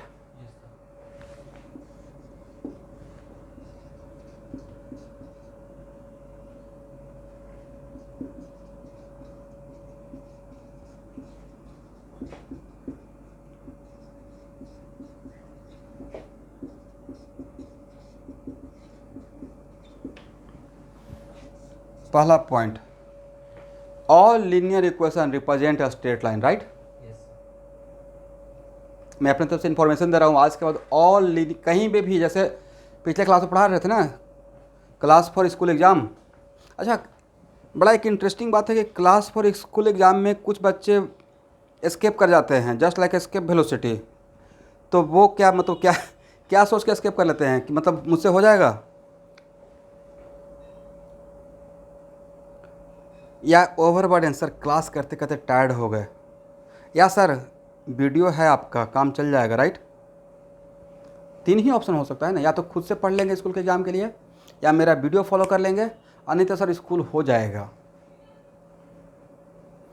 तो अगर हो जाएगा तो मेरा और भी अच्छा है, कॉन्फिडेंस में रहूँगा कि आपका स्कूल का एग्ज़ाम संभल जाएगा। या आप लोग जो लोग छोड़ते हैं वो वीडियो फॉलो कर लेते हैं। कुछ स्टूडेंट तो बिल्कुल बहुत सिंसियर हैं, जैसे रोजा बुर्गा, वो बिल्कुल मान के फॉलो कर लेते हैं, मैं शेयर भी कर देता हूँ, राइट। बाकी लोग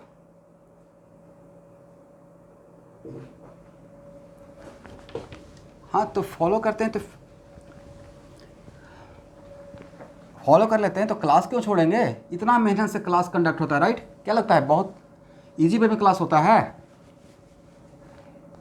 सर थोड़ा छोड़ देते हैं एक आध क्लास, मन नहीं कर रहा है। भाई जो टीचर इन करता है, जो 4 बजे से पढ़ा रहा है, उसको 8 बजे के बाद 8:30 के बाद क्लास लेने का मन करेगा, कंटिन्यू 6 आवर खड़ा होने का। तो उस टाइम पे अगर टीचर क्लास ले रहे हैं तो बहुत अर्जेंट है तो क्लास छोड़ दीजिए, अदरवाइज स्कूल का एक एग्ज़ाम का क्लास करते रहिए।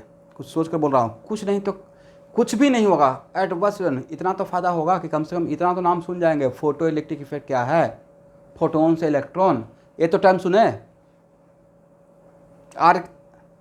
आर के सर पढ़ा रहे हैं, तो आर के सर जो क्लास ले रहे थे कुछ तो सुन रहे होंगे, वी एक्स क्या होता है, वी वाई क्या होता है, ए एक्स क्या होता है, राइट। अब वी एक्स जैसे ही बोल रहे होंगे तो आपको अच्छा सर वेलोसिटी का एक्स कंपोनेंट कार्टेशियन सिस्टम हो गया, राइट। वेक्टर में हम लोग काम किए हुए हैं। वी एक्स क्या रहेगा, एक्स कंपोनेंट किसका, वेलोसिटी का, राइट।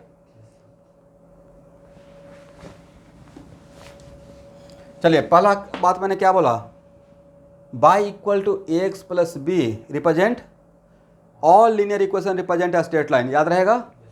चलिए, और 1 मिनट एवरीवन, मैंने कोई आपको सिखाने के लिए मैथमेटिकल टूल में मैं इतना क्लास लेने वाला हूँ जितना मैं अगला 2 साल में मैथमेटिक्स यूज़ करूँगा, ठीक है ना, फिजिक्स में। अच्छा यहाँ बताइए, पॉइंट ए का स्लोप क्या रहेगा, सर जो इस पूरे लाइन का रहेगा, राइट। बजाय सर टेंजेंट वही कॉन्साइड कर गया लाइन से, राइट। पॉइंट बी का स्लोप क्या रहेगा, और भाई slope between A and B क्या रहेगा,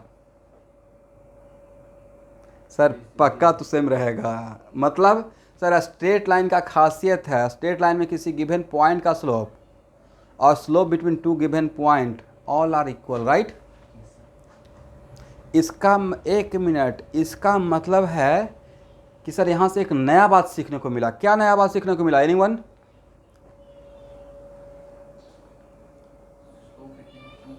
यहाँ से नहीं, मैं यहाँ से आगे का दुनिया का बात कर रहा हूँ। यहाँ से मैंने सीखा कि सर आज के बाद average slope, what is the condition for instantaneous slope becomes equal to average slope. Instantaneous slope और एवरेज स्लोप इक्वल हो गया ना, वेरी गुड सर।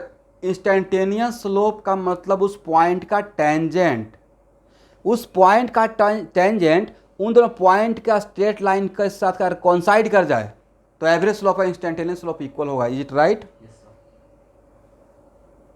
फिर से दोबारा बोल रहा हूं, देखिए हम लोग क्या करते हैं ना, यही होता है देखने का तरीका, राइट।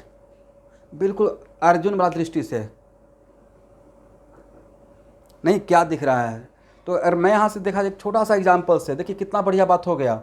आइए इस बात से यकीन कीजिएगा, आई प्रॉमिस यू कि मैं ईरोडव का एक क्वेश्चन सॉल्व कर दूंगा जो मैं भी बोल रहा हूँ, ठीक है। ईरोडव एक बुक का नाम है, नाम सुने हैं, मैं कोई एक आध बार लिया होगा, फिजिक्स।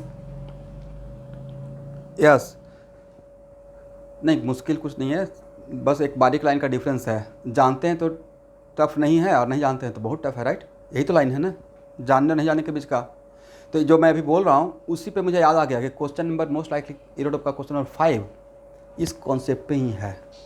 इसका मतलब आज के बाद अगर आपसे कोई पूछेगा कि इंस्टेंटेनियस स्लोप और एवरेज स्लोप, 2 पॉइंट के बीच का एवरेज स्लोप इक्वल कब होगा, तो इंस्टेंटेनियस स्लोप और 2 पॉइंट के बीच का एवरेज स्लोप, देखिए यहाँ पे पॉइंट ए का स्लोप, राइट, और slope between A and B equal क्यों हो गया, आप खुद बोलिए, आपका आंसर क्योंकि पॉइंट ए का स्लोप तो यहाँ पे जो टेंजेंट ड्रॉ की है, और ए और बी के बीच का स्लोप तो इस दोनों के बीच का लाइन ड्रॉ की है।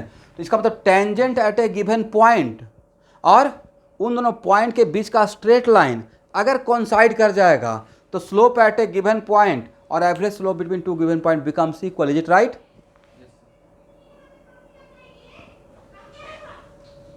इसका मतलब यहाँ पे ए में एम बी, ये बात मैं किसके लिए कर रहा हूँ, इस ग्राफ के लिए, right. Average slope all are equal, पहले तो एक लाइन नीचे स्ट्रेट लाइन के लिए लिख सकते हैं, बाद में एक बड़ा बात बोलेंगे। लिखिए, in case of a straight line, in case of a straight line, instantaneous slope, in case of given a straight line, in case of given a straight line, instantaneous slope and slope between two given point and slope between two given point are always equal.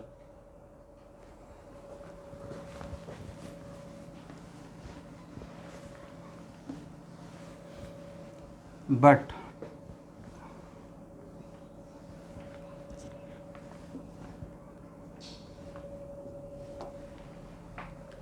is it compulsory कि all the time your given graph is a straight line? May or may not? तो generalise बात क्या लिखे, generalise बात ये हो जाएगा, पहले क्वेश्चन का ही आंसर लिख देंगे, पहले क्वेश्चन बना लेते नहीं। What is the condition so that instantaneous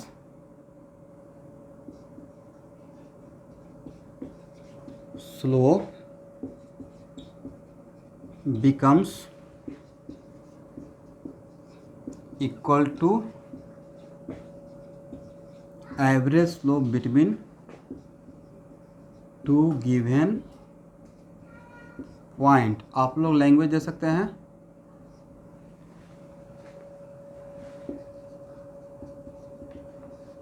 क्या लैंग्वेज इसमें बनेगा?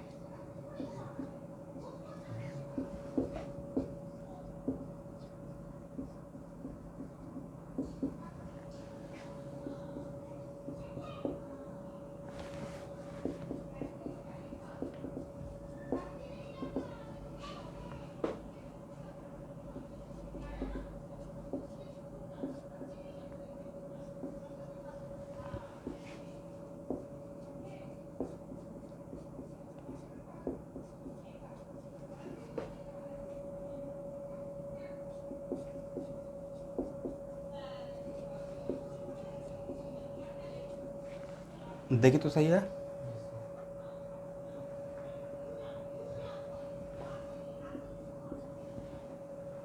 नहीं, ये जो बात है, ये जो मैंने लिखवाया,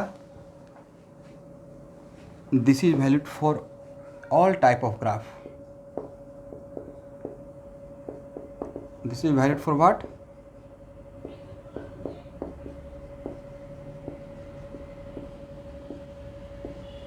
अब मुझे पता है कि आपके दिमाग में बहुत सारा क्वेश्चन आ गया, सर ये पता नहीं स्ट्रेट लाइन नहीं रहेगा तो ऐसा होगा या नहीं होगा, राइट। और सर इसका यूज़, तो इसका एक यूज़ तो मैं बता दिया कि एरोड्रोम में क्वेश्चन इस पे है, और दूसरा यूज़ कि काइनेमेटिक्स में HC वर्मा का क्वेश्चन नंबर 11 और 12 बिल्कुल डिट्टो इसी बात पर बनेगा, ठीक है। तो आप लोग चाह रहे हैं सर एक अदर देन स्ट्रेट लाइन एक ग्राफ दिखा दीजिए, नहीं चलिए कोई बात नहीं है।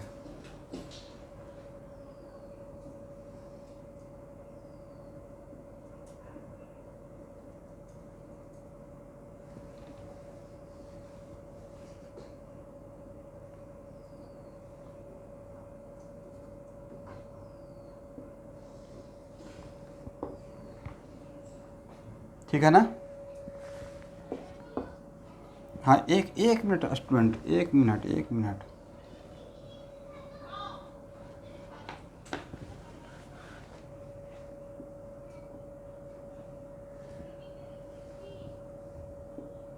हो गया।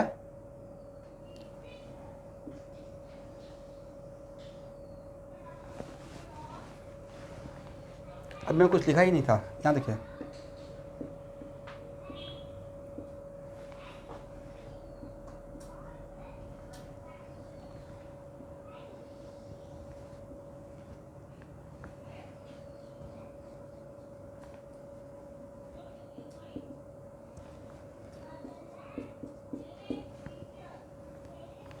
यहाँ देखिए, आपको टास्क इसमें मैं दे रहा हूँ, एक मैं रैंडम ग्राफ लिया, राइट। ये आज का मेरा लास्ट एग्जांपल रहेगा। मैं बोला कि आपको स्टार्ट करना है यहाँ से, बट इस कर्व पे कोई एक पॉइंट खोजना है, और मेरा पॉइंट इस पॉइंट को ये बोलिए, और आपको ए को छोड़कर कोई एक पॉइंट बी खोजना है, जिस केस में बी का कंडीशन आपका ये है, instantaneous slope of B becomes equal to average slope of A and B. ये आपको देखना है कहाँ पे ऐसा हो सकता है, मतलब किस, एक मिनट, मेरा क्वेश्चन क्या है, मैंने यहाँ पे आपसे ये नहीं पूछा, मेरा कंडीशन ए नहीं बोला हूँ, instantaneous slope of A not becomes equal to A and B. मैंने क्या बोला, instantaneous slope at B becomes equal to slope between A and B. तो देखिए तो मैं क्या करता यहाँ पे कि मैं बी को लिए कभी यहाँ सोचता, कभी यहाँ सोचता, ऐसे आगे बढ़ता रहता, और मैं देखता कि अगर इसको बी मानते तो इसको मिलाते दो पॉइंट के स्लोप के लिए, राइट। और उसके बाद यहाँ पे इसका बी के लिए इंस्टेंटेनियस के लिए यहाँ पे टेंजेंट ड्रॉ करते, क्या टेंजेंट और लाइन कॉन्साइड किया। फिर मैं आगे थोड़ा कोशिश में लगे रहते हैं, राइट। फिर यहाँ पे अगर बी मानते तो यहाँ पे ये लाइन, दो पॉइंट के बीच का स्लोप ये लाइन देगा, बट यहाँ पे इस पॉइंट पे टेंजेंट इंस्टेंटेनियस देगा, राइट, करेक्ट। ऐसे आगे बढ़ते रहते हैं, आगे जाकर एक ऐसा पॉइंट रहता जहाँ पे इस पॉइंट पे टेंजेंट और इन दोनों पॉइंट के बीच का लाइन मिल गया, राइट। इसका मतलब this is the point, right. इसका मतलब है कि इस पॉइंट पे इंस्टेंटेनियस स्लोप एट बी और slope between A and B becomes equal, right. इसका मतलब सर इस ये सिर्फ स्ट्रेट लाइन में नहीं, दूसरे कर्व में भी हो सकता है, just like this, is it right. Agree ना, किसी को प्रॉब्लम। मैंने कंडीशन क्या दिया था कि आपको एक पॉइंट, एक मिनट, आप मैंने क्वेश्चन दिया था कि आपको इसको खोजना है, instantaneous slope at B and slope between A and B equal का पॉइंट खोजना है, राइट। इसका मतलब ए को फिक्स रखना है, बी को वेरी करने के लिए बोला हूं, राइट। ये मेरा क्वेश्चन था, राइट। तो आपको ए को फिक्स करके बी को इस कर्व पे बी एक दूसरा पॉइंट खोजना है, और जहाँ का इंस्टेंटेनियस स्लोप और इन दोनों के बीच का स्लोप इक्वल हो जाए। तो यहाँ पे देख रहे हैं इक्वल नहीं हुआ, यहाँ का दोनों पॉइंट के बीच का लाइन और यहाँ पे टेंजेंट अलग अलग लाइन है, राइट।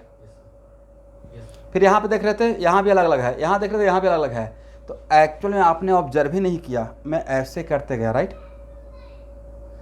जहाँ पे मेरा 2 पॉइंट के बीच का लाइन उस कर्व को टच करते हुए निकल जाए, टेंजेंट बन जाए, राइट? तो वहाँ पे क्या हो जाए, कॉन्साइड कर जाएगा। ये क्लियर ना? इसका मतलब आप बहुत स्मार्टली में काम किया, स्मार्टली एक काम किया है कि मैंने क्या किया, एक लाइन यहाँ से ऐसे लाइन एक ड्रॉ कर लिया और मैं देखा कि जहाँ पे ए लाइन ग्राफ को कट इंटरसेक्ट ना करके सिर्फ सिंगल पॉइंट पे टच कर निकल जाए, तो टच करेगा तो ऑटोमेटिक वो टेंजेंट बन जाएगा, राइट? तो वो लाइन कहाँ मिला, यहाँ मिला, इट राइट? यस। तो एक्जैक्टली मैं परफेक्टली ये ग्राफ ही एक्चुअली उस क्वेश्चन का दे दिया। जो मैं क्वेश्चन का बात कर रहा था कि रोड में एक ऐसा क्वेश्चन है तो उसमें ग्राफ यही था, तो मैं सोचा कौन सा ग्राफ लें, तो इसी बहाने अभी मैं क्वेश्चन नहीं सॉल्व किया, कम से कम ग्राफ तो समझ लिया कैसा हो सकता है। चलिए, तो नेक्स्ट क्लास में कहाँ से स्टार्ट कर लूँगा? अभी मेरा शुरू हुआ है लीनियर इक्वेशन, और all linear equation represent what? A straight line, ये राइट? ओके ओके एवरीवन, तो आज का क्लास इतना है। Thank you. हाँ मैं सुन रहा हूँ। नहीं, अटेंडेंस आज नहीं लिया, लेकिन लेंगे नेक्स्ट क्लास से।